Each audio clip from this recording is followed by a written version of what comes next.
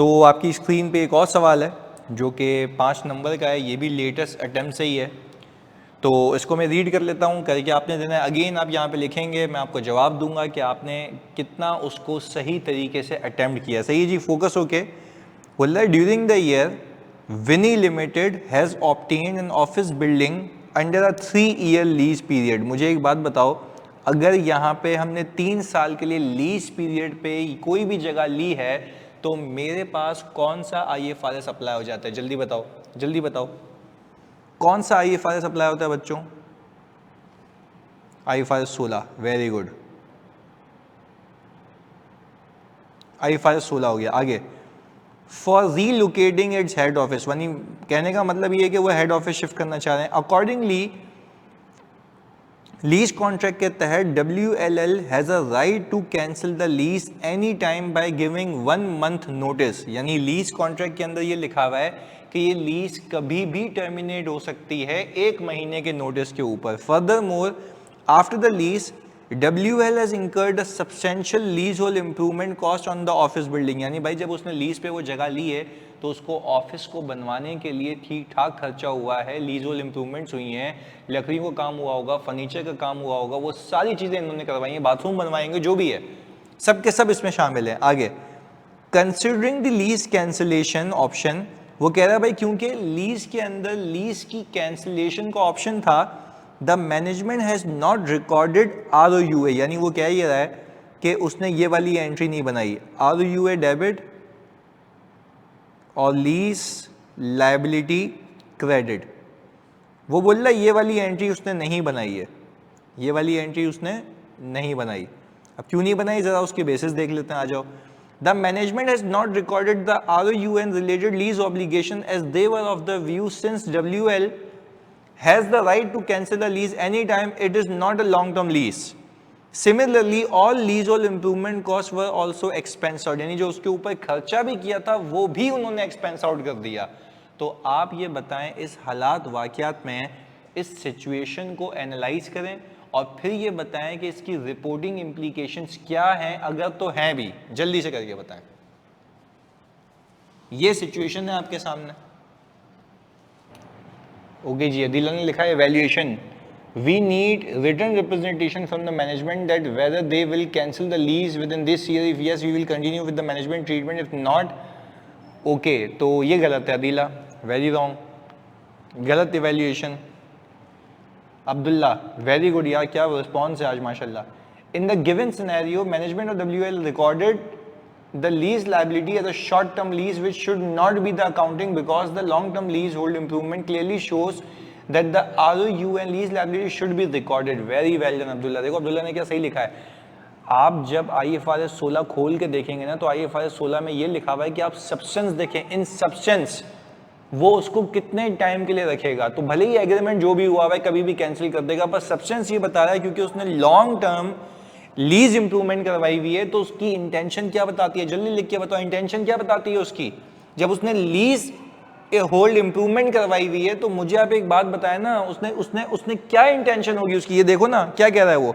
उसने बोला कि भाई furthermore after the lease WL incurred substantial leasehold improvement costs on the office building।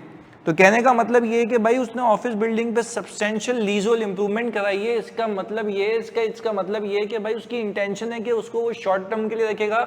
लिख के बताओ ये लॉन्ग टर्म के लिए रखेगा, जल्दी बताओ। हाँ जी,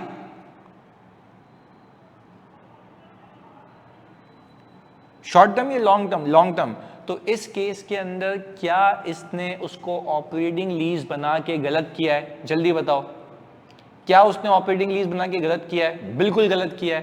पहला मसला तो ये है, पहला इशू ये है कि उसने ऑपरेटिंग लीज गलत किया है।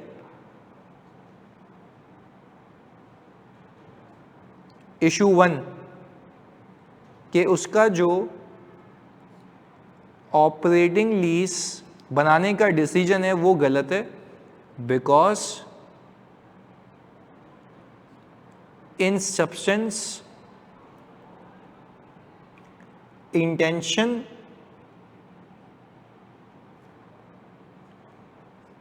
is to keep the leased property for long term. ऐसा ही है। Very good Abdullah. आगे रीड कर लेते हैं अब्दुल्ला का कि एक और चीज है इसमें, वो भी सही लिखी है नहीं लिखी है। अच्छा, accordingly to the 3 year lease period. अच्छा 3 ईयर लीज पीरियड लिखा हुआ है सवाल के अंदर, ऑफिस बिल्डिंग का 3 ईयर लीज पीरियड बिल्कुल सही है। आगे, we request management for the proper accounting treatment. If management does not agree, we communicate those charges do not involve the management. If corrected, we provide unmodified opinion. If not corrected, we provide modified opinion according to the material pervasive nature. अच्छा, modified opinion नहीं लिखना अब्दुल्ला, आप ये बताना कि हम या तो qualified opinion देंगे, adverse देंगे, depending upon the pervasiveness of the misstatement। सही है जी, तो लिखा बिल्कुल सही है। modified की जगह असल modification वाली चीजें डाल देना। Very good. पर अब्दुल्ला तुमने एक चीज मिस की है इसमें, एक चीज मिस की है। आपको नहीं लगता कि इसने जो लीज होल इंप्रूवमेंट है उसको भी एक्सपेंस आउट करके गलत किया है? कितने लोग इस बात से एग्री करते हैं, जल्दी बताओ। हाँ जी, कितने लोग इस बात से एग्री करते हैं कि लीज होल इंप्रूवमेंट जो इसने एक्सपेंस आउट की है वो भी गलत किया है, वो भी गलत किया है? तो वो भी तो एक मिस स्टेटमेंट है ना, वो भी तो मेरे बच्चों एक मिस स्टेटमेंट है, तो उसको भी तो सही करवाना चाहिए। तो इस सवाल में ऑल टुगेदर कितनी गलतियां हैं? 2। वो भी कैपिटलाइज होनी चाहिए, वो भी अमोर्टाइज होनी चाहिए। ऐसे ये 2 गलतियां हैं। चलें, तो इशू नंबर 2 हम लिखते हैं। इशू नंबर 2 हमारा ये है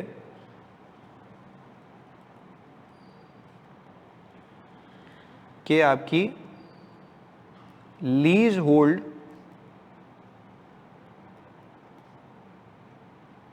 इंप्रूवमेंट्स क्या हो गई हैं भाई? कैपिटलाइज हो गई है, जो कि होनी नहीं चाहिए। आए जी, इसके सोल्यूशन को रीड करते हैं। Very well done, well tried.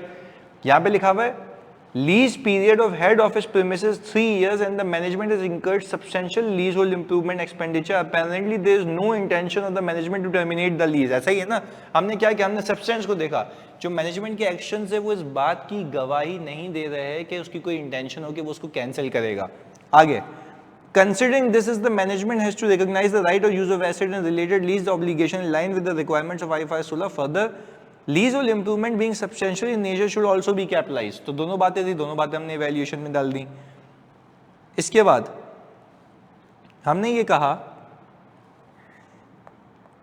कि sir the audit team need to ask the management to revise the rent expense and accordingly record a depreciation charge or ROU and leasehold improvements and finance cost on lease obligation. अगर वो सही करेगा तो जाहिर सी बात है, आपको पता है ना अकाउंटिंग ट्रीटमेंट क्या होगी। डेप्रिसिएशन बुक होगा right of use of asset पे और लीज होल्ड इंप्रूवमेंट के ऊपर, और इंटरेस्ट एक्सपेंस भी बुक होगा लीज लायबिलिटी के ऊपर। यहां तक भी क्लैरिटी है, जल्दी बताओ। यहां तक भी क्लैरिटी है, जल्दी बताओ। ओके, आगे। If management disagrees to make above adjustment, then auditor have to qualify their report due to non-compliance of IFRS and significance of its impact.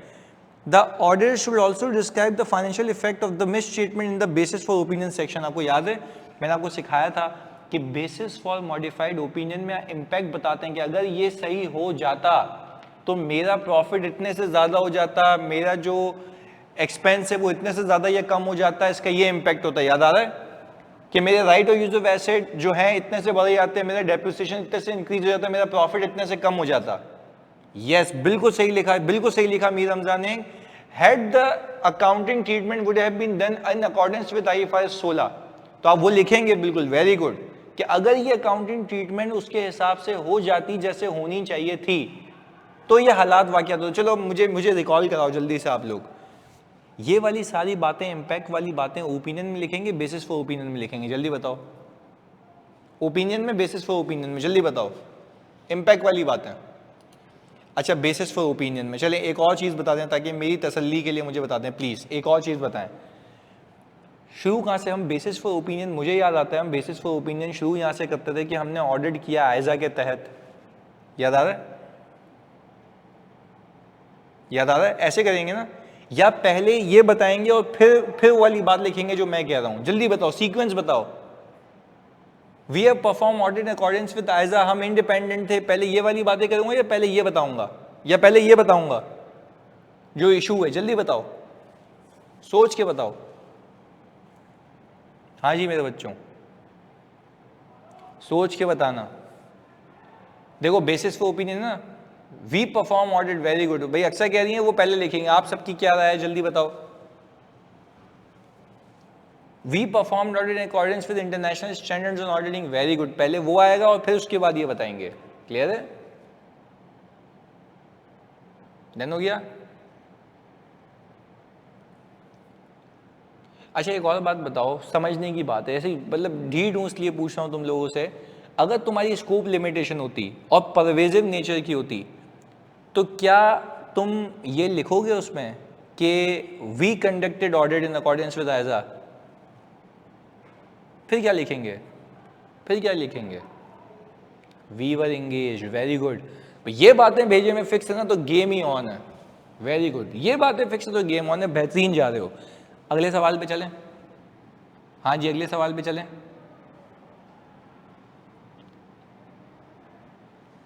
चलो जी अगला सवाल, ये रहा जी आपकी स्क्रीन पे, मैं रीड कर लेता हूँ उसको आप लोगों के लिए। ये भी 2024 का आई थिंक ना, ये भी 2024 का है। अच्छा जी मैं रीड करने लगा हूँ सवाल को। Your firm is the auditor of E Tex solution limited, a company listed on Pakistan stock exchange. सही है जी। For the year ended 31 March 2024, आपका ईयर एंड 31 मार्च 2024 है और आपकी कंपनी क्या है भाई? लिस्टेड है, याद रखिएगा। इसके बाद While finalizing the audit, your team has presented the following matters to you. जब आप ऑडिट फाइनल कर रहे थे तो आपकी टीम ने आपके सामने कुछ ये चीज़ें रखी हैं। ESL has implemented an information system that has rendered its entire operation paperless। यानी उन्होंने क्या किया है कि एक नया IT सिस्टम लगाया है जिसमें अब उनको किसी कागजी कार्रवाई की नीड नहीं है, जो भी है सबका सब सॉफ्ट कॉपी में सेफ होता है। यहाँ तक क्लैरिटी है? In January 2024, ESL suffered a cyber attack resulting in the data loss of revenue transaction for 3 weeks of the December 2023। जब साइबर अटैक हुआ तो उसकी रिजल्टिंगली आंसर ये आया कि भाई उसके जो 3 हफ्ते का डेटा है दिसंबर का वो गायब हो गया, शॉर्ट हो गया। This missing data constitutes approximately 7% of the total annual revenue. ये जो पूरा डेटा है ना वो रेवेन्यू का 7% है। Despite efforts to recover the data, ESL has been unable to do so. तो आपके सामने ये इंफॉर्मेशन है, आपने पहले सिचुएशन को इवेल्युएट करना और फिर मुझे बताना है इसकी रिपोर्टिंग इम्प्लीकेशंस क्या हैं जल्दी से। अच्छा बिफोर यू स्टार्ट ये बताओ 7% ऑफ रेवेन्यू मटीरियल हो सकता है या मटीरियल होगा? सर डेफिनेटली मटीरियल होगा, 7% ऑफ रेवेन्यू है। हम यूजुअली मटीरियल 1% ले रहे होते हैं, याद आता है आपको? पता है ना, रेवेन्यू का 1% मटीरियलिटी लेते हो, 0.5 लेते हो, ये तो 7% है। तो हम यहाँ पे लिख लेते हैं आप लोगों के कंकरेंस के बाद के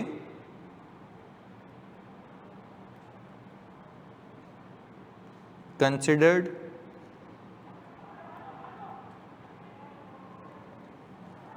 to be material।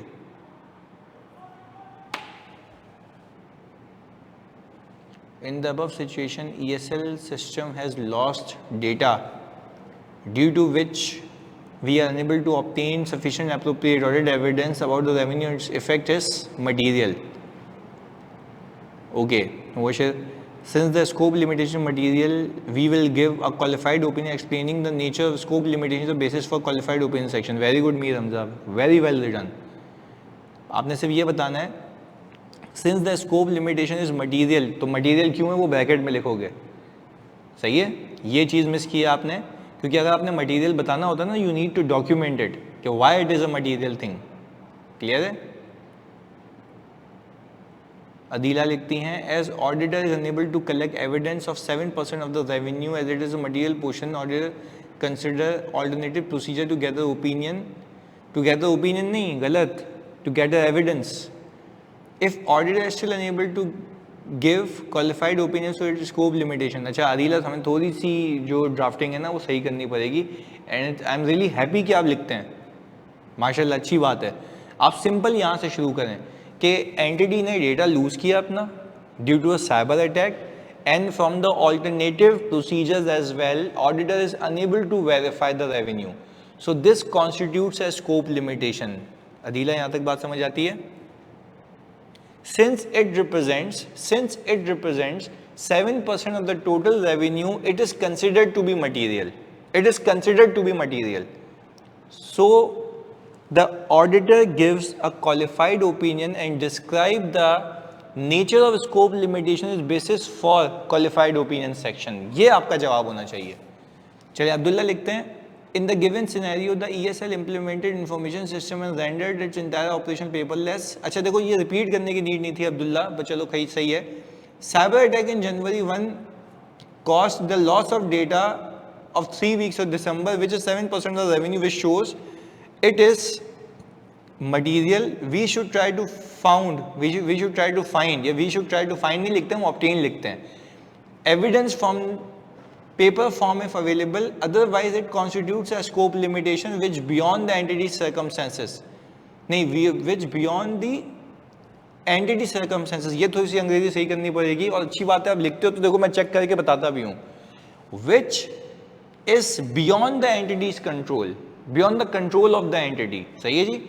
We would provide the qualified opinion the possible effects is material and provide the disclaimer of opinion the possible effect is material and pervasive. और ये भी लिखना है कि आपने फिर नीचे basis for qualified opinion section में उसको बयान भी करना है. चलें गुड. आगे शहाब लिखते हैं, as ESL suffered a cyber attack resulting in data loss of revenue constitutes approximately 7% of total revenue and the auditor is unable to obtain sufficient appropriate audit evidence which constitutes a scope limitation. Very well done Shahab.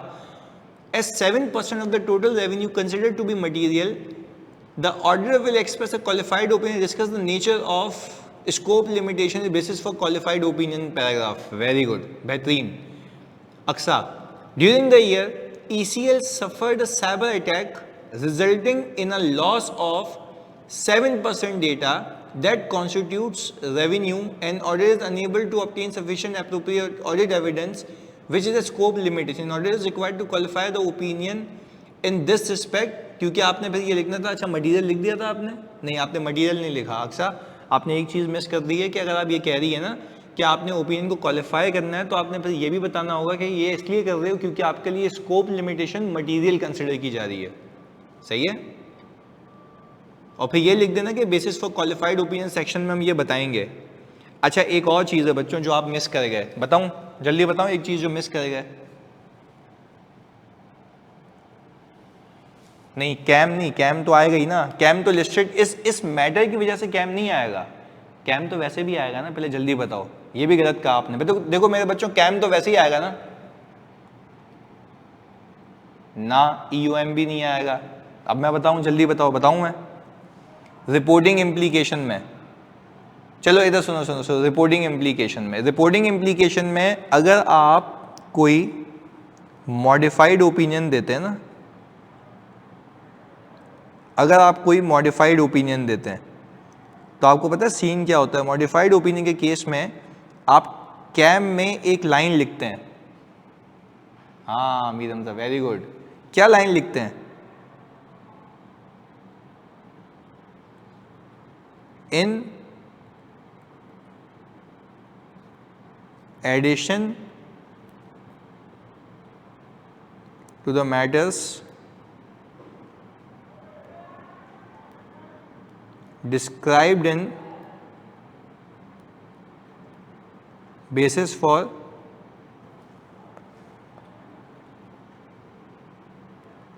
qualified opinion section. याद आ रहा है बच्चों? हाँ अच्छा और अगर cam हो ही ना इसके और कोई और कैम ही ना हो तो क्या लिखेंगे? तो कैसे लिखेंगे? Except for the matter described in basis for qualified opinion section. Very good. We have nothing to report. याद आ रहा है? We have nothing to report. याद आ रही है बातें? यस तो पहले बताओ ड्राफ्टिंग, उसकी लॉजिकल रीजनिंग, उसकी कनेक्टिविटी, तीनों चीज़ें क्लियर हैं? This is the benefit of practice, this is literally a benefit of practice. एक और चीज भूल गए, बताऊं? हाँ जी मेरे बच्चों जल्दी बताओ, बताऊं? एक और चीज भूल गए, चलो आ जाओ बताता हूं, सुनिएगा सुनिएगा, एक और चीज बताता हूं। आपने मेरे साथ अदर इंफॉर्मेशन का पैरा किया था, याद है? अदर इंफॉर्मेशन याद है? अच्छा, अदर इंफॉर्मेशन याद करो, इससे कुछ रिलेटेड याद आता है आपको? कुछ याद आता है 720 में? जल्दी बताओ। आपको अगर जो अदर इंफॉर्मेशन है, प्लीज सुनिएगा, आपकी जो अदर इंफॉर्मेशन है, आप ये कहेंगे ना कि अदर इंफॉर्मेशन भी मेरी उसी वजह से ही मटीरियली मिसस्टेटेड है जिस वजह से मेरा ओपिनियन मॉडिफाइड है। याद आ रहा है? हमें उसके लिए सबूत नहीं मिला जो चीजें मैं वहां पे आपको ओपिनियन सेक्शन में बता चुका हूं। याद आ रहा है? सोचें।